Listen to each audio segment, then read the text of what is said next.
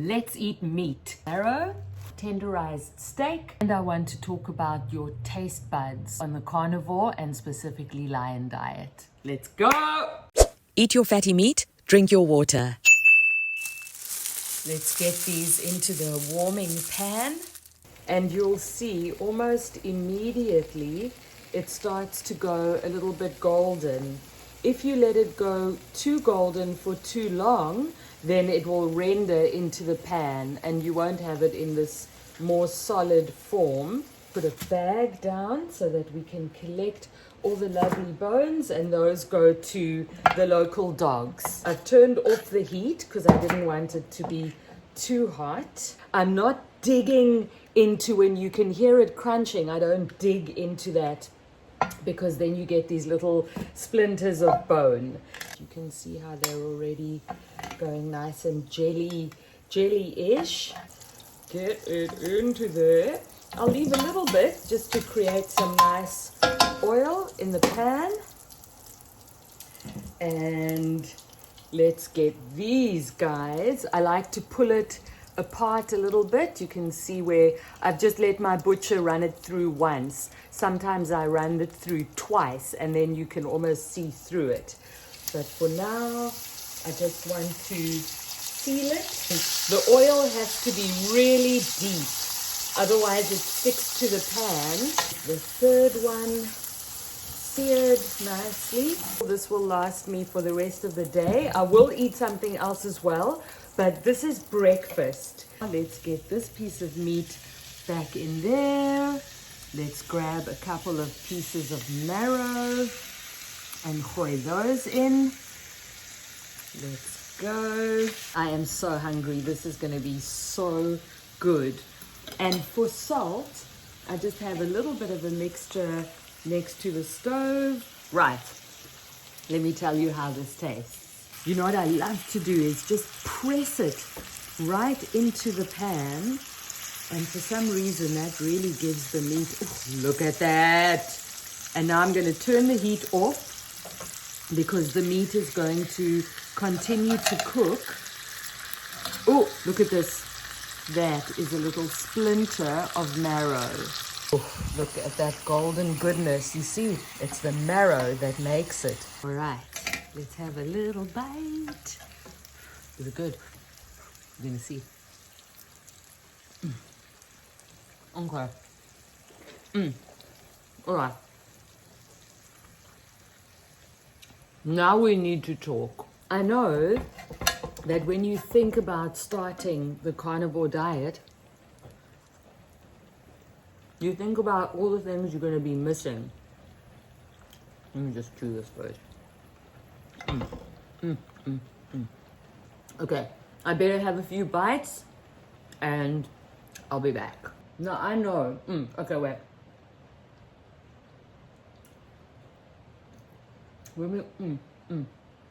How am I going to do this?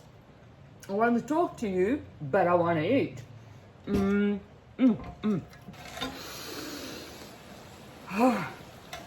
I can feel it.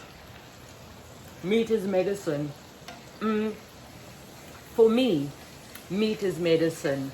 I'm not a doctor, but I can tell you that for my body and for countless others,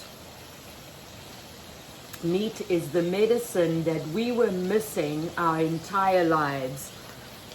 I've been largely vegetarian from a very early age.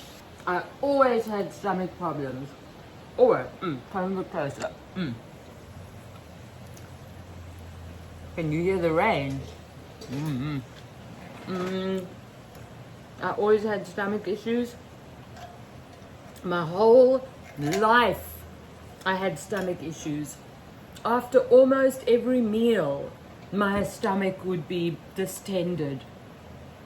I had the worst food hangovers. Tell me about your sugar hangover, because my sugar hangovers used to be so bad that if I was driving a car, I remember thinking I should not be allowed to drive in this condition. How's that? Brain fog, bit of a distorted sense of reality, this weird flickering that I used to get around the sides. It's amazing that I have to think about it now, about stuff that used to be like a part of my life, that now I have the luxury of being able to reminisce about. Okay, I'm gonna finish eating and then we talk. Let's talk about your taste buds. When I came into carnivory, I was eating a lot of very spicy foods, a lot of chili, like pepper sauces and all kinds of things that really stimulated my taste buds. I also ate a lot of lentils, brown rice, and I guess a lot of that stuff was super bland. So I needed all the spices. I would even put a bit of cayenne pepper on my food. I mean, my gut lining was ravaged. I don't know what I was doing. When I found out that I was sick, remember it took me 28 years before I got a diagnosis.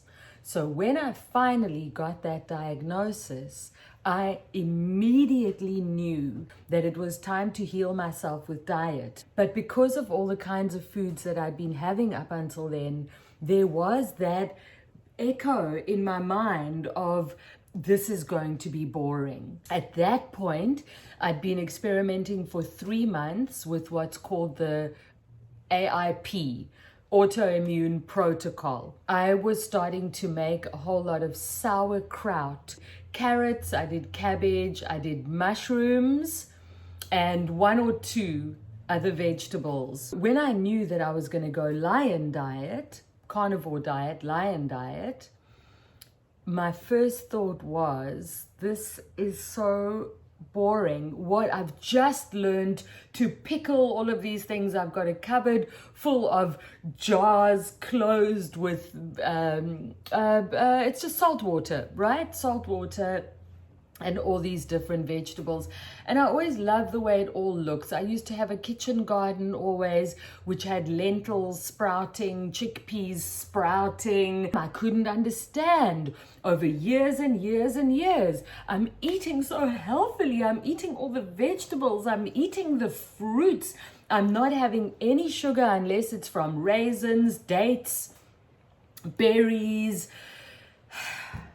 Okay, I forgive myself and I'm here now. In a couple of months, I'll be celebrating 6 years as a carnivore. I have experimented a little bit, but what this video is about is your taste buds. Your taste buds have probably, if you ate anything like me or anything like normal people eat, because I was already eating healthily when I became so sick that I couldn't get out of bed, and found the lion diet and carnivory, which, bam, gave me back my life, gave me a life, gave me an opportunity to recreate my life in my late 50s. Okay. Taste buds, boy, do I take a while to get to the actual topic. Nonetheless, we have arrived.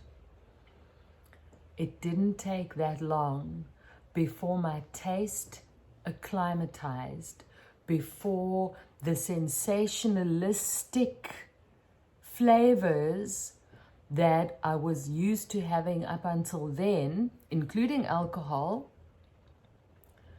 started to become a memory. And every meal I ate of meat, also as I got healthier and I started to enjoy living in a human body, which up until then had just been a drag for years. But as all my sensuality, I guess, started to resurface, I have enjoyed every carnivore meal the way I just enjoyed that one. Your taste buds, I promise you, will change and evolve as you do, as your health improves.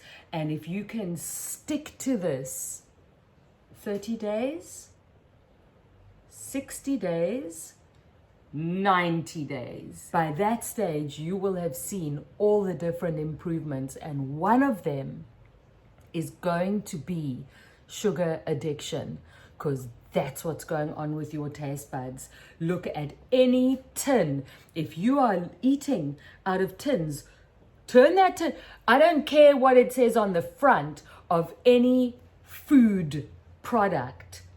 Turn it around and get label literate and see what's written on the back.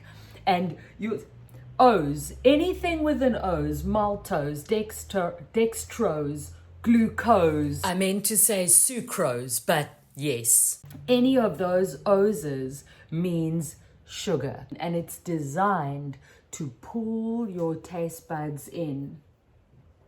When I eat dairy, I'm doing Lion diet at the moment. When I do carnivore diet and I include dairy, cheese, and whatever, for me, even that is a trigger.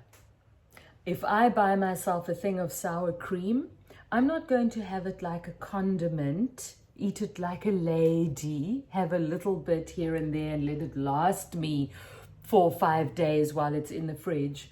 No. I am going to get a spoon and grab that thing, and I'm going to slowly make my way through the entire thing. But that's me.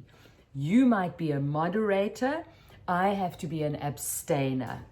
And by the way, and I actually need a sip, drinking only water becomes not an issue. Plus the dreaded coffee, we're not going to talk about that. I don't remember exactly when water started to taste sweet, but it was probably after about maybe 2 months. It was early in my journey, and I remember drinking water. The silkiness, the sweetness of water, because no fruit juices. Please stop drinking orange juice. It's just a sugar bomb. It's a sugar bomb. I've got no fruit juices in my face. No drinks. Do you know how many energy drinks I used to suck down? 1 a day when I could afford it.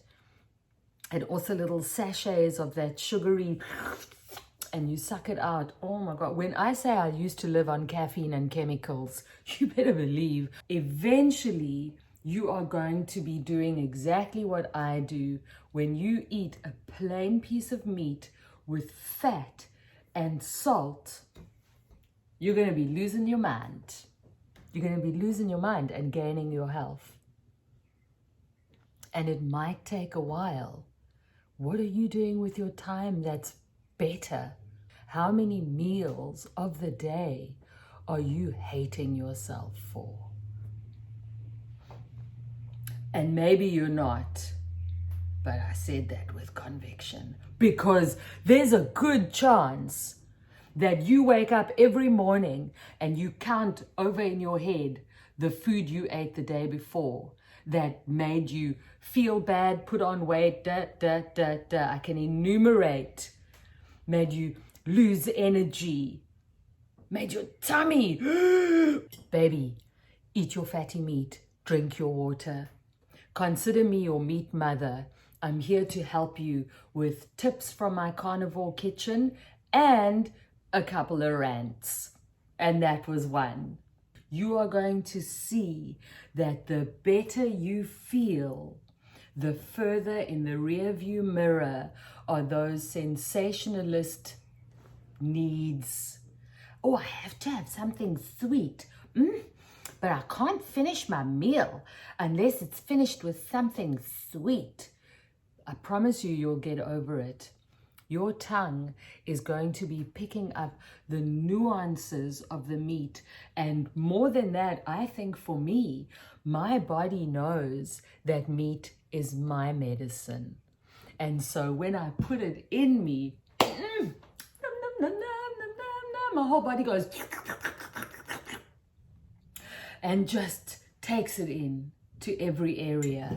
Wherever I need healing, that's where my body takes the magic. It's magic. Meat is magic. Meat is medicine. And that's all I can say. Right. That's enough. Please like, share, follow, subscribe. Show YouTube that the kind of information you and I are sharing here is valuable. I love you. I want the best for you. I can see healing for you. Okay. I love you. Have a beautiful day. Check out my other videos. I've got some important ones linked in the caption. Mwah.